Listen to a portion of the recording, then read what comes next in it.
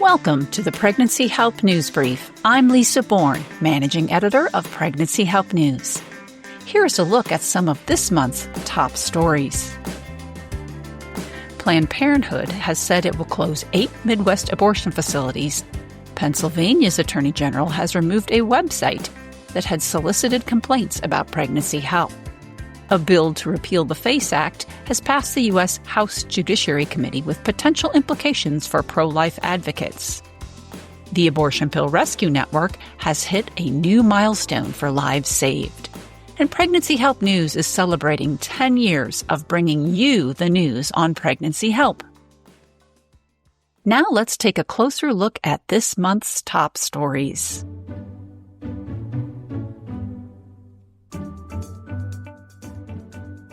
Citing budget issues and impending federal funding cuts, Planned Parenthood said it is going to close 8 of its brick-and-mortar facilities across Minnesota and Iowa. Planned Parenthood North Central States, which runs 23 abortion facilities, announced the closings in late May. In Minnesota, 4 of its facilities will close, 66 employees will be laid off, 37 will be reassigned, and 35 more positions will be eliminated. The remaining 4 facilities set to close are in Iowa. Planned Parenthood said in a statement the closings were an effort to consolidate for regional on-site facilities. After those closings, Planned Parenthood North Central States will operate 10 brick-and-mortar centers in Minnesota, 2 in Iowa, 2 in Nebraska, and 1 in South Dakota. Planned Parenthood does not have a facility in North Dakota, though its Moorhead, Minnesota facility is just across the Red River from Fargo, North Dakota. The abortion giant indicated that going forward there would be a focus on providing its offerings virtually.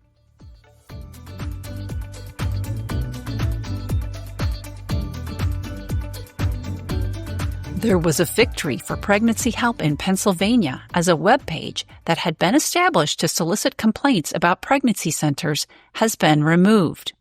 The Commonwealth's former Attorney General, Michelle Henry, had created a webpage titled Report Reproductive Health Deceptive Activity in 2023 on the Attorney General website for clients of pregnancy centers to report complaints. Then Attorney General Henry had stated the website was necessary because most pregnancy centers were not licensed and therefore, according to her, did not provide adequate medical care. Henry's move to denigrate pregnancy centers in Pennsylvania stemmed from a 2022 report on 9 states from a pro-abortion group purporting to show how centers in those states had deceived clients. Along with Pennsylvania, the states in the report were Alaska, California, Idaho, Minnesota, Montana, New Mexico, Oregon, and Washington. David Sunday, who was openly pro-life, was elected in November as Pennsylvania's new Attorney General.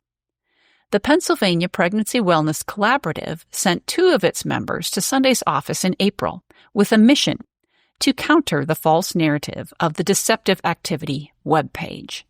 While Sunday was unable to attend the meeting, Pennsylvania Pregnancy Wellness Collaborative members sat down with his office and shared a report the Pregnancy Help Collaborative had drafted in response to Governor Josh Shapiro's efforts to start a state-funded pregnancy center. The report highlights the positive impact of the existing pregnancy help centers in Pennsylvania. Less than 4 weeks after the visit with the new Attorney General, members of the Pennsylvania Pregnancy Wellness Collaborative noticed that the Attorney General webpage soliciting complaints about pregnancy help was no longer active.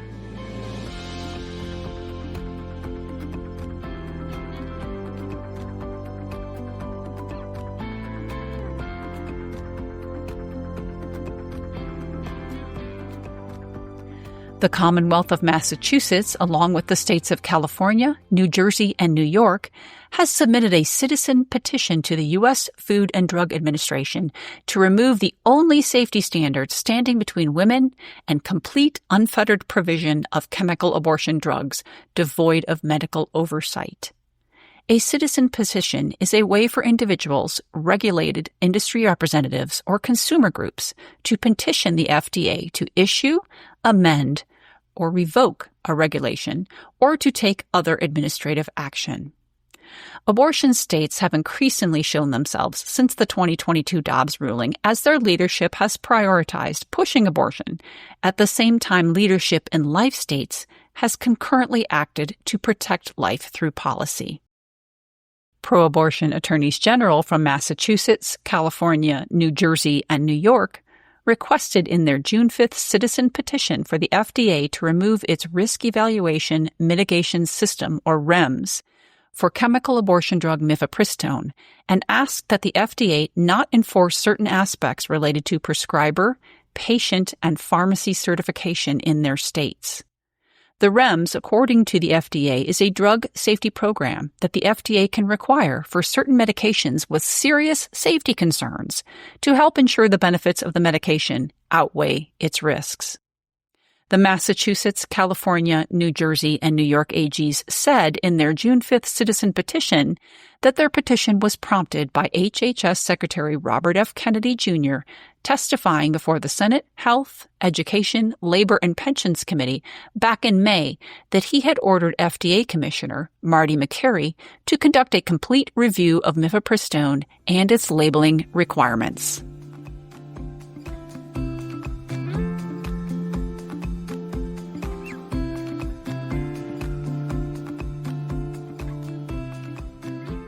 The U.S. Congress took a step toward striking down the Freedom of Access to Clinic Entrances, or FACE Act, earlier this month and stop it being used to target peaceful pro-life advocates.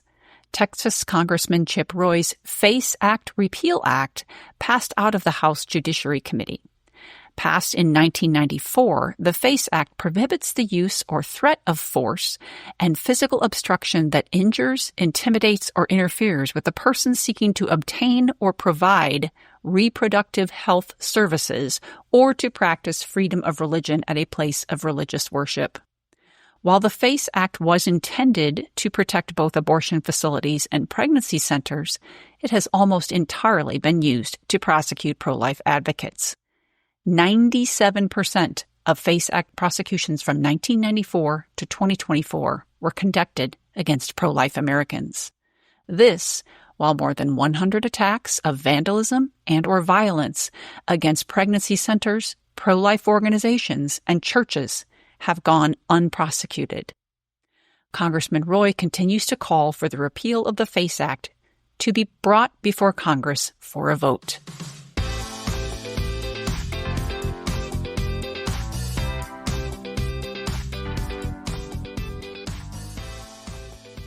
U.S. Senator Ted Cruz praised the pregnancy help movement when introducing a congressional resolution that commemorates the Dobbs decision by designating June as Life Month.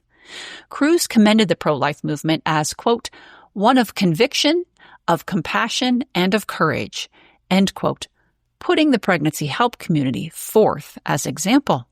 Cruz said, quote, walk into any pregnancy resource center in the country and you'll see these values in action. Volunteers counseling scared young mothers, shelves stocked with diapers and baby clothes and supplies, medical care offered without a dime of government funding, end quote. He then added, quote, you'll find pastors and priests comforting families, foster parents opening their homes, and women who've walked through the pain of abortion using their voices to offer hope and healing, end quote. The Texas senator made his remarks from the Senate floor June 5th, introducing the Life Month resolution. He told his Senate colleagues that this was to honor the dignity of every human life and to thank those who protect the most vulnerable. The text of the Life Month resolution praises pregnancy help as well, stating, quote, whereas faith-based and community organizations, pregnancy resource centers, medical professionals, and countless families across the United States serve as champions of life, offering essential care, resources, and support to pregnant mothers and families in need, end quote. Senator Cruz's resolution calls for June to be recognized as Life Month annually.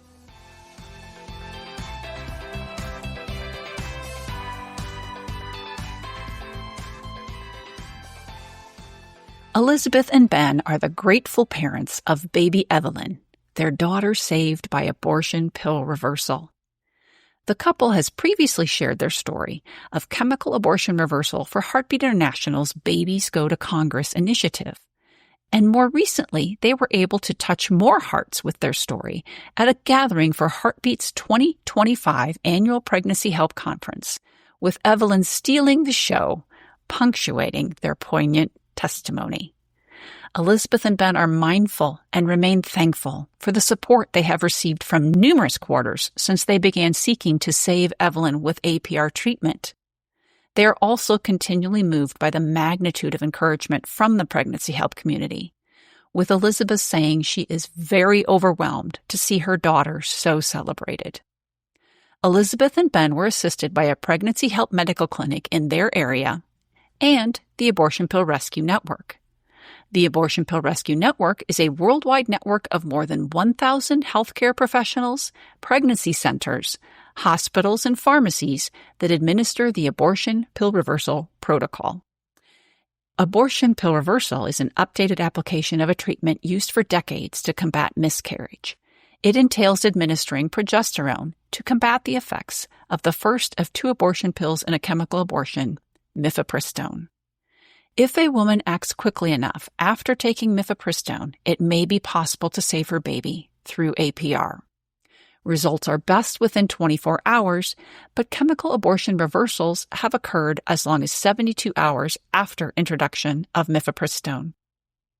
Elizabeth and Ben's baby Evelyn was saved by APR and born in January of 2024.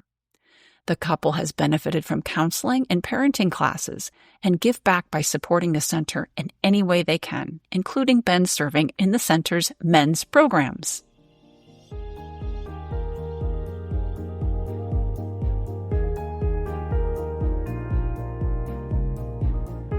Heartbeat International and the Abortion Pill Rescue Network announced earlier this month that a new milestone for lives saved through the Abortion Pill Rescue Network had been reached.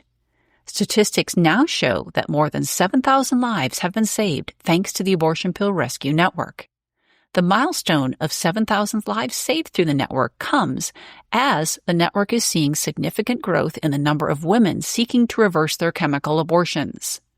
The 7,000 lives saved milestone was reached faster than previous milestones, the 6,000 mark having been reached last November, and monthly inquiries to the Abortion Pill Rescue Network for abortion pill reversal have been up by more than 20% in recent months. More women are inquiring with the Abortion Pill Rescue Network about reversing their chemical abortions, despite the network facing ongoing lawsuits and other pushback from pro-abortion politicians, and the Abortion Pill Rescue Network website encountering heavy censorship from Google and Facebook.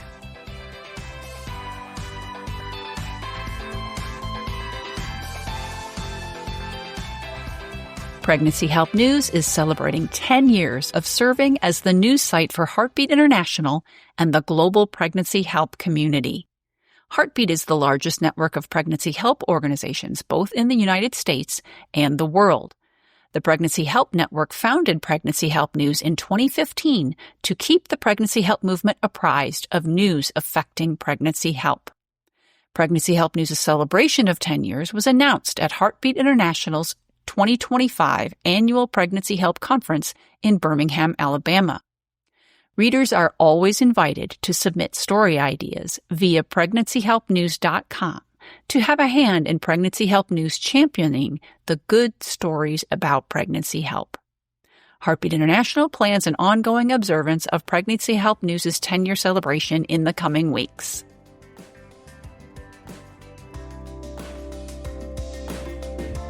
That's the news for this episode of the Pregnancy Help News Brief. All of these stories and more are available to you 24/7 at pregnancyhelpnews.com. Thank you for joining us for this episode of the Pregnancy Help News Brief on the Pregnancy Help Podcast. I'm Lisa Bourne. Subscribe to receive updates on future episodes.